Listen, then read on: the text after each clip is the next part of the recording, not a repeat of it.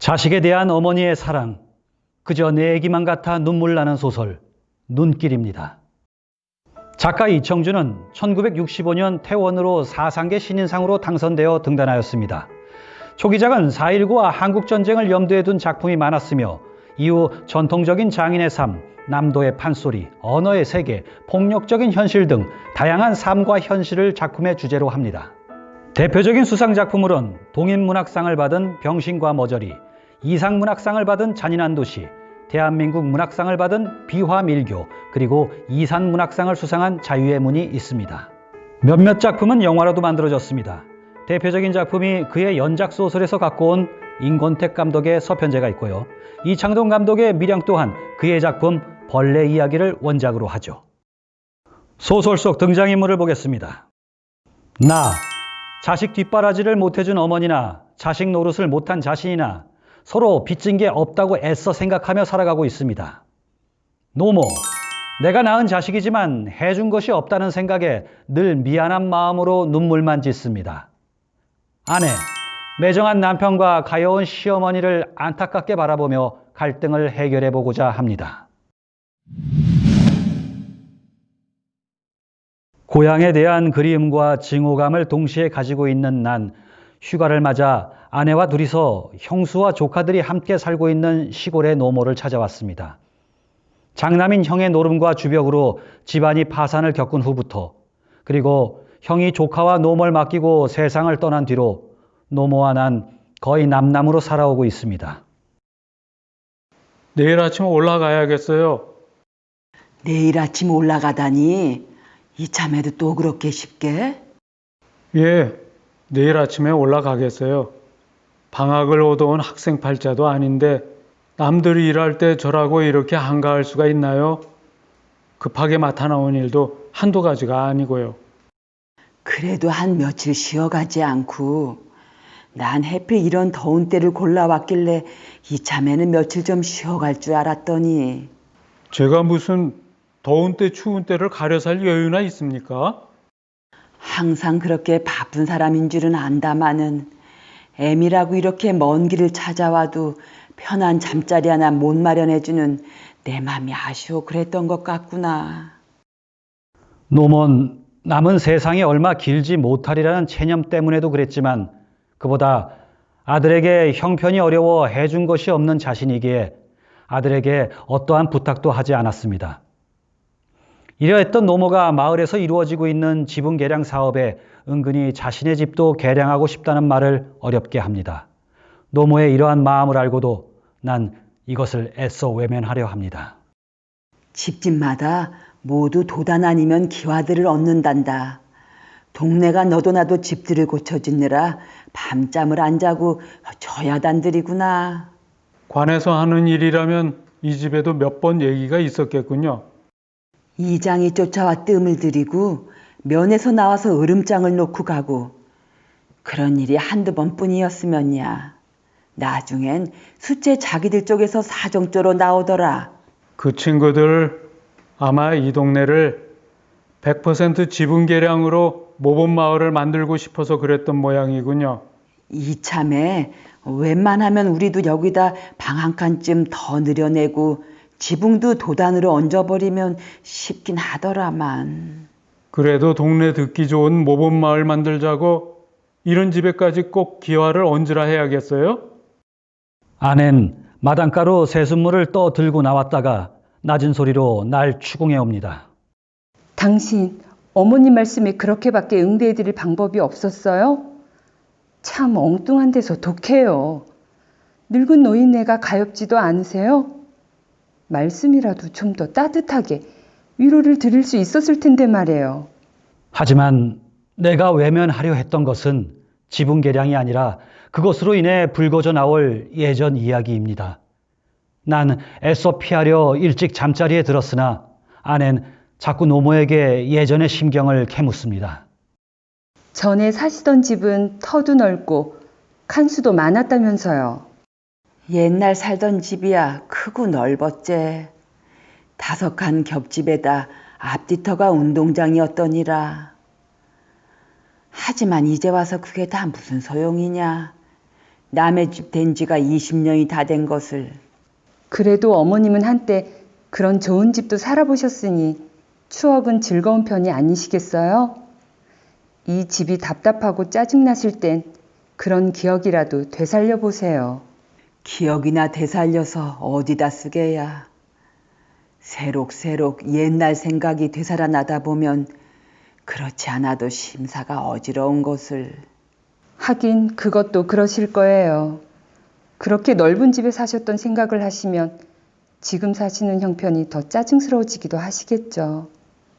뭐니 해도 지금 형편이 이렇게 비좁은 단칸방 신세가 되고 마셨으니 말씀이에요. 방이 이렇게 비좁은데 그럼 어머니 이 옷장이라도 어디 다른 데로 좀 내놓을 수 없으세요? 이 옷장을 들여놓으니까 좁은 방이 더 비좁잖아요.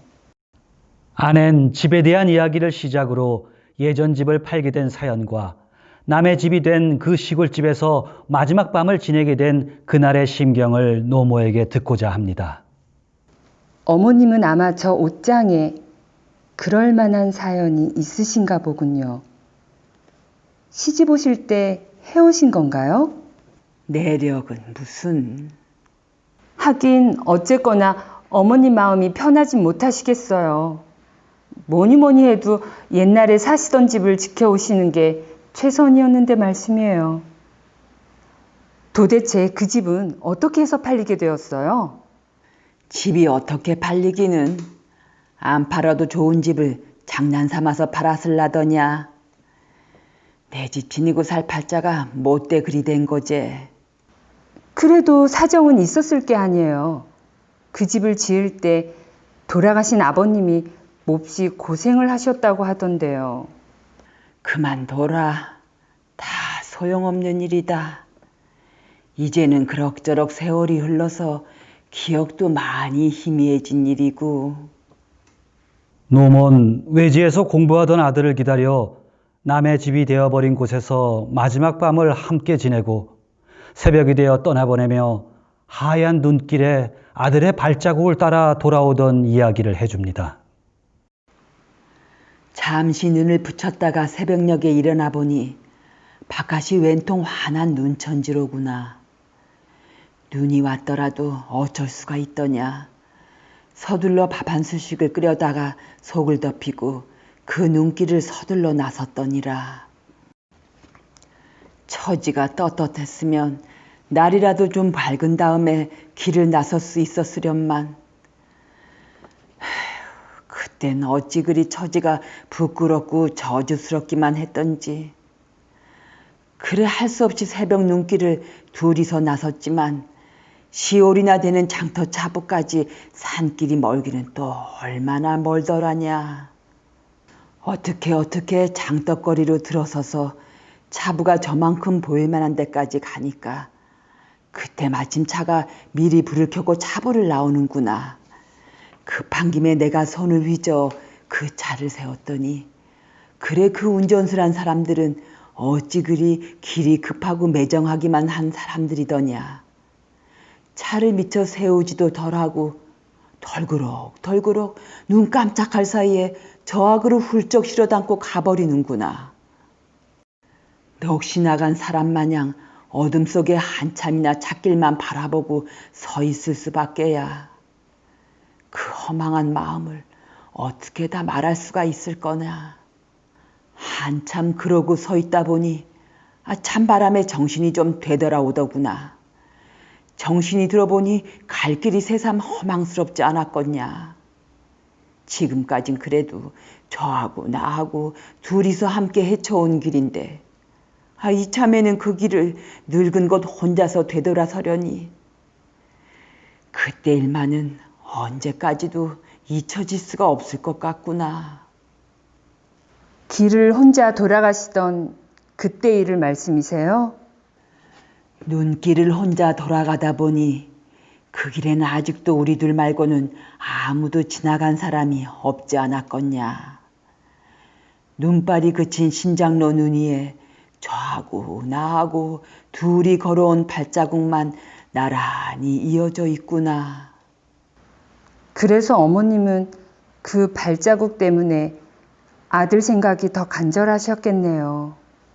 간절하다 뿐이었겠냐. 신장로를 지나고 산길을 들어서도 굽이굽이 돌아온 그 몹쓸 발자국들에 아직도 도란도란 저하그의 목소리나 따뜻한 온기가 남아있는 듯만 싶었지. 산비둘기만 부르륵 날아올라도 저하그 넋이 새가 되어 다시 되돌아오는 듯 놀래지고, 나무들이 눈을 쓰고 서 있는 것만 보아도 뒤에서 금세 저하그 모습이 튀어나올 것만 싶었지야. 하다 보니 나는 굽이굽이 외지기만 한 그 산길을 저하그 발자국만 따라 밟고 왔더니라. 내 자석아, 내 자석아, 너하고 둘이 온 길을 이제는 이 몹쓸 늙은 것 혼자서 너를 보내고 돌아가고 있구나. 어머님, 그때 우시지 않았어요? 울기만 했겠냐. 오목오목 디뎌놓은 그 아그 발자국마다 한도 없는 눈물을 뿌리며 돌아왔지. 내 자석아, 내 자석아, 부디 몸이나 성이 지내거라. 부디 너라도 좋은 운 타서 복 받고 살거라. 눈앞이 가리도록 눈물을 떨구면서 눈물로 저하고 앞길만 빌고 왔지. 여보, 이제 좀 일어나 보세요. 일어나서 당신도 말을 좀 해보세요. 한 번도 들어보지 못한 그날의 이야기를 난 심한 부끄러움에 아내가 날 세차게 흔들어 깨우는 것에도 불구하고 내쳐 잠이 든 척 버틸 수밖에 없었습니다. 뜨거운 눈물만이 하염없이 흘러내립니다. 제가 오늘 무슨 말을 할 수 있겠습니까? 시경에 나오는 글로 대신하겠습니다.